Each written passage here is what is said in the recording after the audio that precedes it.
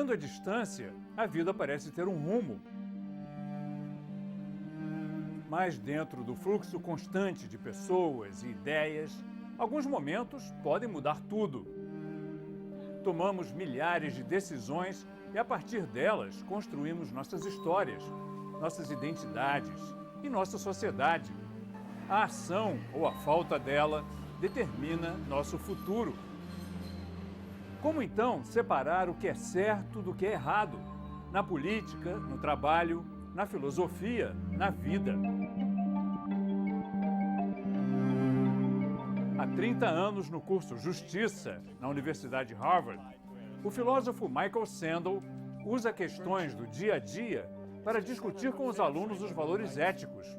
O curso virou livro e uma série de vídeos que se tornou um dos maiores sucessos da internet, vista por milhões de pessoas em todo o mundo. O curso é pioneiro no projeto visionário de Sandel, a globalização da educação. Ele vem ao Brasil em agosto e recebeu o Milênio em Harvard para discutir política, corrupção, desigualdade social, democracia e justiça. Well, the main thing that's happening in Brazil is the emerging middle class. Tens of millions of people who were poor who are now middle class. So this emerging, we are very proud of that. Yes. But at the same time, inequality, the deep inequality that existed in Brazil is still there. Right. So you have a very small number of very rich people. It's as if they live in a different country. There's no sense of community, maybe. Right. What do you think of that? Right. Well, the gap between rich and poor is one of the central questions of justice. And we see it in many countries, including this one, a growing gap between rich and poor.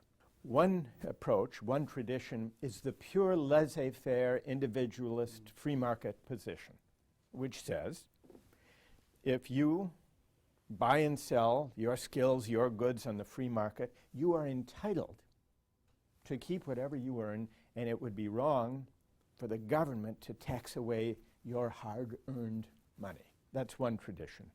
Then there's another tradition that says, no, that's not true.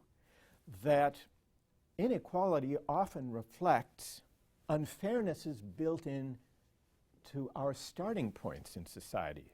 Some people are born into affluent families, some to poor families. Some have great educational opportunities. Others have little or no chance for a good education. And so the second tradition says the way to think about justice and inequality is for us to ask, all right, suppose you didn't know where you would wind up in society. You didn't know if you would be rich or poor, strong or weak, healthy or unhealthy. Then, what principles of justice would you agree to if you didn't know where you would wind up yourself? So that's the second tradition, and it leads to a more egalitarian system. And then the third tradition I discuss also worries about too great a gap between rich and poor, but for a different reason. Not only out of concern for the unfairness to those at the bottom who suffer the disadvantage, but also out of concern for community. It comes back to something you mentioned a moment ago. According to this tradition, the third tradition, if we have too great a gap between rich and poor, then it's very hard to sustain a sense of community, a sense that social life is a common project involving shared citizenship, where citizens feel a sense of obligation to one another because they're engaged in a common project. So there is this third tradition that worries about inequality from the standpoint of social cohesion, solidarity, and community. Another big subject in Brazil is corruption. Uh-huh. We're riddled. This last year, I don't know how many ministers, I don't know, I forgot the number, 6 or 7, were ousted because of corruption scandals. Right. So the government is trying to clean its act, but it's pervasive. There's a cynicism in Brazil about politics. Everybody thinks, well, politicians, they all do that. Right. And here, now, the influence of money in politics is increasing. This is going to be the first election since the decision by the Supreme Court to allow corporations to give unlimited money to political campaigns. So what are you discussing about that? Well, it goes to the question of what is politics as a vocation, as a calling? What is the purpose of politics? Very often when corruption is rampant and when cynicism is high, there is a widespread sense that politics is really only about self-interest anyhow. And so we can understand, we may not like it, we can understand if public officials treat their office as if it were for their own enrichment. What that really reflects is the loss of a sense of civic virtue, of public responsibility. And I think one of the great challenges for Brazil, for the United States, for any democratic society, is to cultivate, to develop the sense among citizens generally that public life has its own dignity and importance because it really embodies what it is to be a citizen, to be able to have a system of government that we all own, that can't be bought by special interests. Now, we're now in the United States facing a presidential campaign where enormous amounts of money Unprecedented. are being poured into this on all sides, and much of that money is unaccountable. The candidates themselves even are not able to control where it goes exactly.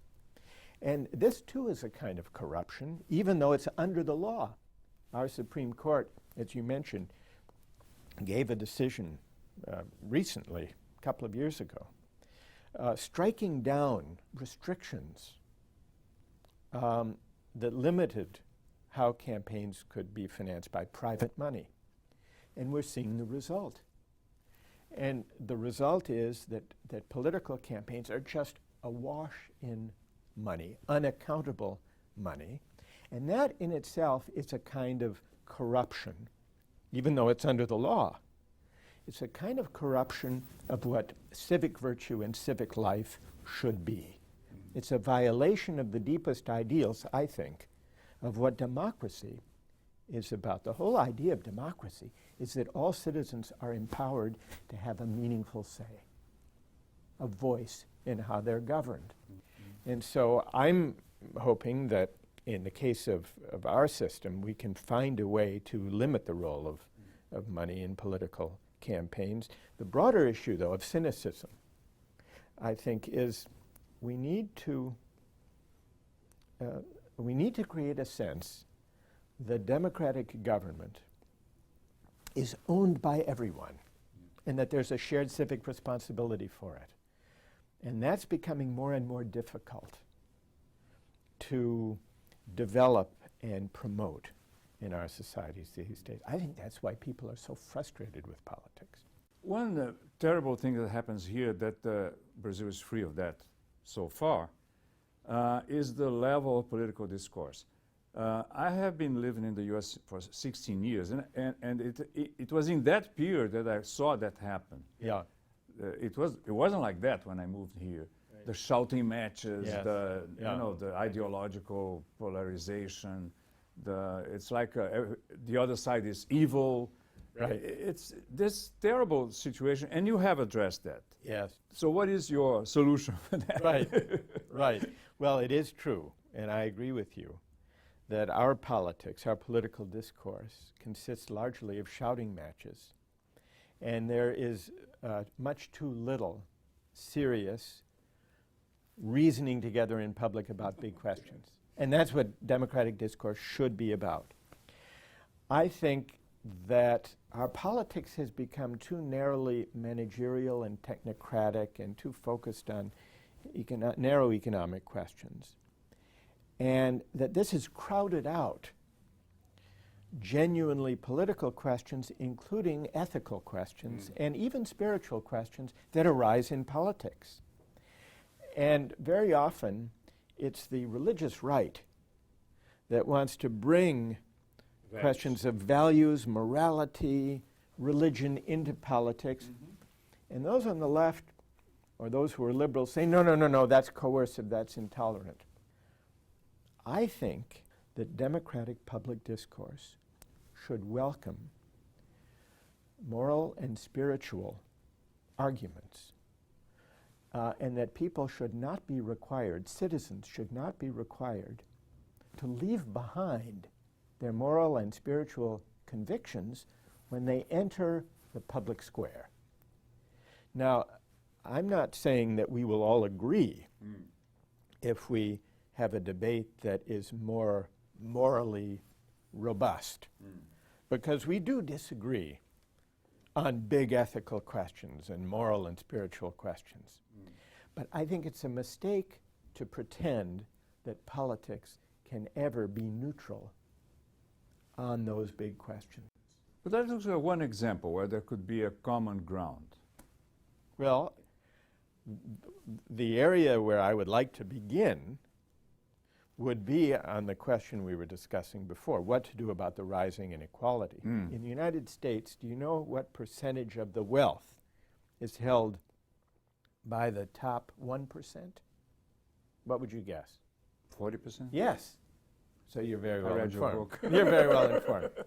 Now, and Warren Buffett famously said recently that he actually pays less in taxes in a percentage basis than his secretary.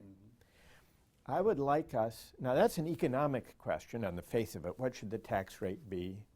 What should we do about the distribution of income and wealth? But it's not only an economic question. It's a question of justice. And to debate it as a question of justice and to do it well requires that we welcome people with different ethical views, different moral and even religious traditions, to try to speak about what a just society looks like. So what we've had a lot in this country is the tendency to think morality in politics, values in politics, that's only about abortion and same-sex marriage. Those are the two issues that come first to mind here when we think about bringing morality into politics, and usually that means morality is brought in by... And then there's no common ground. Yeah. Polarization. Well, there tends to be.